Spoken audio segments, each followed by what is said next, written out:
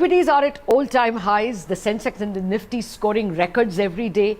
And it's the best time as any to get the creme de la creme of the City Equities team. I have with me Surendra Goyal, the head of research, as also Rashi Chopra, Jamshid Dadaboy and Manish Shukla, the three experts on various important verticals, cement and materials, Jamshid doing autos and consumers, and Manish to speak about the financial sector. But first, Surendra, already at 12,000, does it have legs to run more?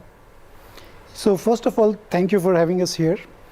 See, on the market, our target, which is for March of next year, implies limited upside from here. And I think it's a combination of 2 or 3 things. Okay, so if you look at from an absolute return perspective, the market is at more than 1.5 standard deviation above what the long-term average is. Okay. So to that extent, valuations are pricing in a lot. But on the other side, you have seen flows sustain. Foreign flows have been coming because after the election outcome, people are more confident about the political certainty, etc. So foreign flows were good going into the elections, and that momentum has continued. Domestic flow has been slower than last year, but still a positive. So you have flows on the relative side. If you look at the other EMs, obviously with all the trade war noise, India looks like a relatively safer place to be in. So I think we are caught between the absolute valuations being high and relatively India looking okay. But our view is, given where valuations are and the fact that there are challenges, right? One can't really ignore the challenges what we are seeing either on financials or consumer, autos, whatever line. Manish and Jamshid will talk about all those. So when you put it all together, it's difficult to be very, very constructive on the market. While we admit, yeah, relatively India looks okay, but then the MSCI India premium today is almost 60% to MSCI EM. And if you see, the highest it ever has been is 70. The long-term average is 40. So there also we are well above the average, and which is what makes us believe that absolute upsides from here are going to be limited. Okay. What's the Modi trade for you? So again, see, what we had written earlier is, firstly, it brings about a lot of certainty. Okay.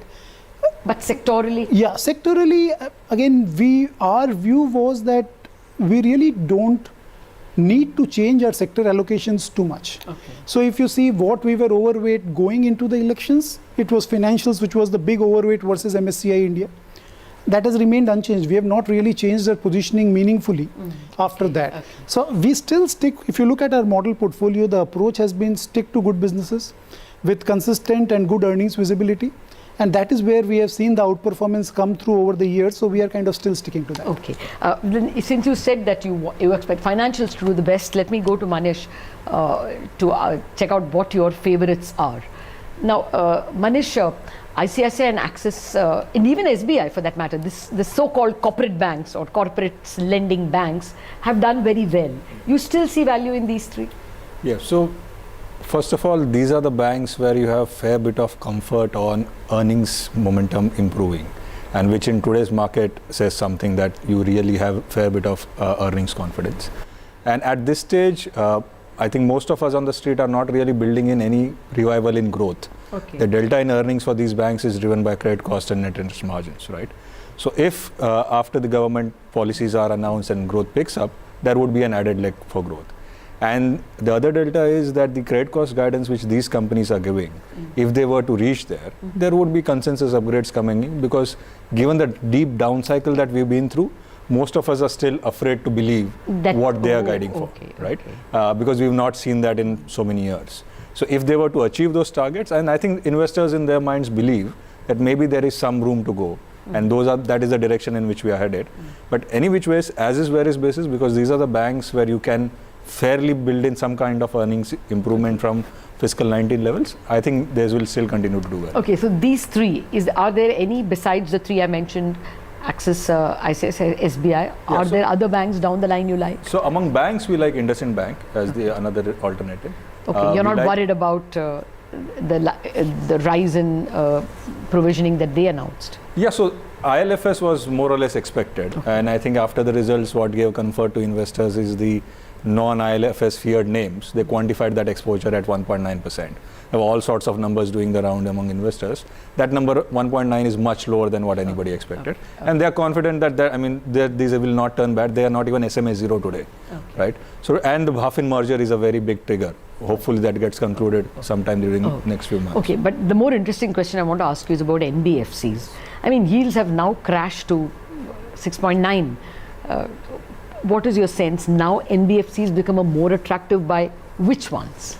Sure. So the liquidity today, or let's say last 6 odd months, is a very peculiar situation. So you have the headline system liquidity where banks are borrowing a certain number and you have call money rate. But the challenge that we see is money is not flowing through the system in the right manner. Not all NBFCs are getting the right quantum of money, more importantly for the right tenor, right? Even if they're willing to pay a price. So let's say mutual funds are comfortable taking less than 12 months exposure, but most NBFCs have assets in 3 to 4 years bracket. So there is that ALM issue. That part needs to get addressed. So while yields have come off, I think the spreads are still reasonably high, but the bigger NBFCs of the world, namely HDFC Limited and Bajaj Finance in our coverage, clearly stand to gain.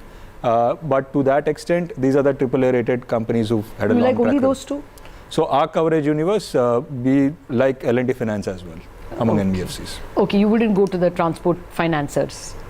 Among transport financiers, we cover Mahindra Finance and Shriram Transport. Our preference is Shriram Transport over Mahindra. It's more a valuation call. We believe Mahindra Finance is a bit more fairly valued as compared to Shriram Transport Finance. Jamshed, the autos. Well, were you surprised by the way in which Hero Moto was pushed up despite reporting, year-on-year fall in sales? I think to be candid, the answer is yes.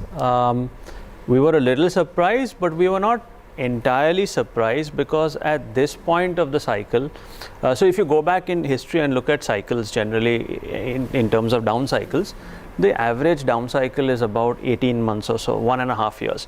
And what we've observed in the past also is that after 3-4 quarters of brutal downgrades, the stocks start pricing that in, and they start moving on news flow, which is more a function of, I would say, macro rather than bottom up fundamentals itself.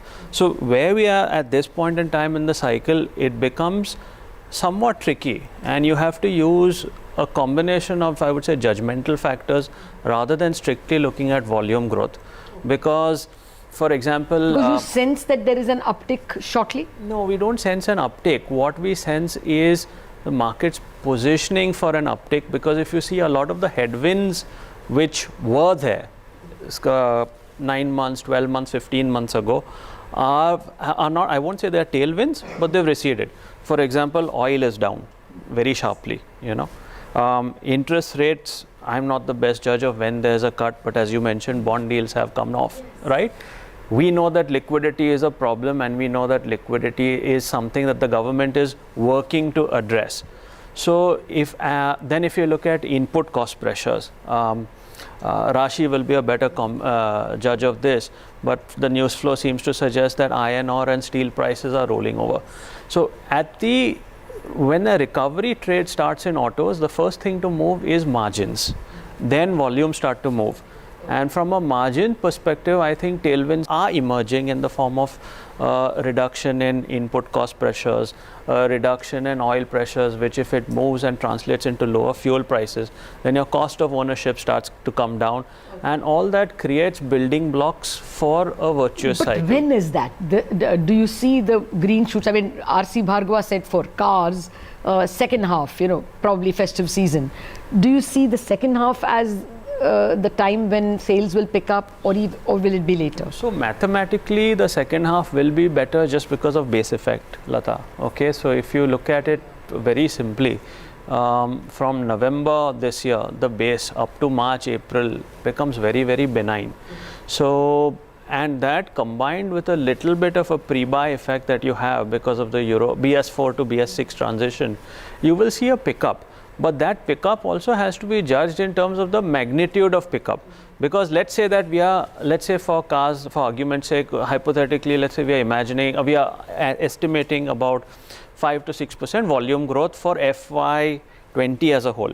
That comes in two parts, where you might be at like -10 for Okay, one contracting age first. and then plus 15 or so for the second age. Okay. The full year is only 5. Yes. But what the market pays attention is that change in delta. Okay, okay, so yeah. And I think just adding to that, I think what is priced in is also important.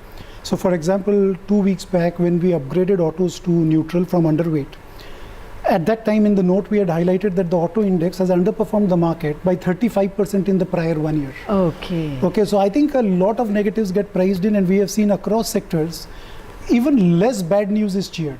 Oh, yes, it So- is, as we saw the Hero Moto sales numbers. So, what are the buys? So for us, where we are in the cycle, it's very simple. We like companies which are dominant leaders, strong balance sheets, margin of safety from a business perspective, strong distribution. Maruti and Hero stand out. Maruti in four-wheelers, Not Hero in Bajaj for you? I two-wheelers. mean, their numbers were the best. Bajaj's numbers were also good. At this point in time, we have a sell on it. Okay. Yeah. All right, let me come to materials, because I thought Surendra will say that is the Modi trade. After all, we were expecting affordable housing and infrastructure. So the point I'll just add, and Rashi can comment, is what I said is we did not change anything. Okay. So if you see my overweights, the biggest is financials followed by cement. Okay. So and that was the case even before the election. So it's not changed, but it's still one A of our dominant preferred. sector. Okay. So, I mean, what is your best buy in the cement space? So we have buys across our coverage except for Shree Cement where we have a neutral. Okay. But our top picks are ACC, Ambuja, any of them, and Ultratech. These are our top picks. But we have seen cement stocks do very well year to date. So is there that much upside? I mean, how much, for instance, say in Ultratech? So, just sort of adding to what Surendra said, right? Pre-election announcement, we had started to see cement prices moving up. Yes. Right? And historically, what we have seen is that, before the slowdown that came through in the cement market, there was a really decent correlation between utilization and cement pricing, right? When cement utilization levels started to come off, that's the time we saw that correlation break. Cement prices sort of didn't grow or fall in line with utilization, right? Now we think that structurally utilization levels are moving up. One, because we've seen a very good demand growth in the last year, and with the continuity in the government, that should continue. And second is on the supply side, with the mining bill, there should automatically be a slowdown in capacity additions. Okay. Now, the cement stocks had taken a beating, for the last few years because cement prices did not go up. Okay. And ever since March, we've just been seeing prices continue to move. With this government, what we see is that there's going to be a continuity in that demand, right? And if the continuity in demand comes through, I would assume that prices will remain resilient, barring the seasonal impact of the monsoon. Okay. And talking about the upside that you mentioned, if you look at all India spot prices currently, they should be anywhere between 12 to 13% higher than the average of last year. And I don't think any earnings estimates factor that in. Okay. So even if we have a correction come through in the monsoon, and I don't assume there's going to be a collapse, I think there will be earnings upgrades, which means that the stocks can have upsides from here. Okay. What about steel? We are Any negative buys there at steel. all? No, not at all. Not at all. Okay. We are negative on the space. All right. Well, let me come to the one sector which is come high tide or fire, IT. Is that to be neglected, or is that a sector you will latch onto given the global economy? See, I think IT is a tough one. Okay, and the reason I say that is when I wear my analyst hat, you tend to worry about the sector given whatever you are seeing on the global macro. Okay. And valuations are elevated, they're not cheap. Yes. The rupee is stronger, which means there is margin pressure. So it's very difficult to be outright positive on the sector. But then again, when you I wear my strategist hat, valuations are okay in the context of a market which looks pretty expensive. Business is okay. Companies are doing a good job with buybacks and capital return. So which is where we are. So we have a small underweight on it, not really a big underweight as we used to. But I think that's where we are. I still think the global macro is the overhang. Financial sector globally is very important for IT. Yeah. And we are starting to see a lot more banks coming and saying, again, this quarter trading income is going to be tough. So it does look difficult, but yeah, on a relative to India basis, given where valuations, etc. are, we have a small underweight on the sector at this point. Oh, never mind. You have cheered us, although the Sensex and the Nifty target is not very high, probably only 5%. We live in a very interesting time when we are seeing yield inversions. The German Bund is actually now negative yield. But in that atmosphere, we are seeing Indian equities doing exceptionally well, despite a poor GDP number for the Jan-March quarter and terrible auto sales for the month of May as well. So what is this puzzle, and how is the City Brains Trust looking at it? I have with me Abhinav Khanna, who's head of India sales, and Angus Richardson, who's the head of Asian equity sales. Gentlemen, thank you very much for joining me. Angus, let me first come to you. This is extremely puzzling. First, the yield inversion in the US itself, and German yields as well going into negative yield. How worried are you about a global growth scare, and what does it mean for Asian equities? It is a material concern. We think the market's misplaced material change in the geopolitical landscape in the last 4 weeks. So these bond market moves are a reflection of tensions. We feel quite strongly that China's been very restrained so far in terms of its retaliation on the trade front, and we think there's a bigger issue at play, and that's around technology rivalry. And we expect in the medium and long term for that to continue to escalate. So any short-term lack of tension between the US and China will be offset by this technology rivalry. So I think the bond markets are reflecting and signalling a potential material slowdown in global economic growth. Why are Indian equities not reacting? I think they hold in a difficult EM Asian universe at the moment defensive attributes.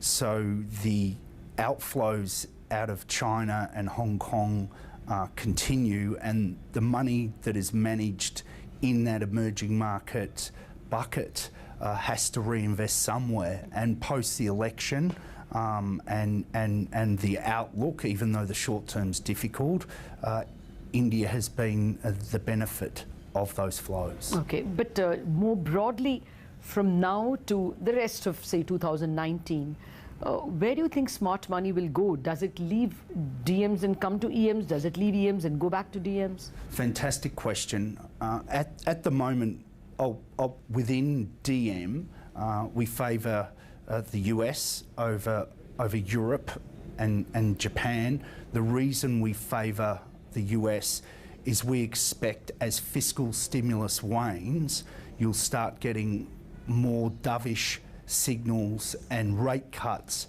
coming from the Fed as growth slows. That may in turn lead to a weaker US dollar, which is very important for emerging market Asia. So we actually slightly favour emerging market Asia over developed equities. It has valuation support. However, in the very, very short term, there is still some downside risk. Okay.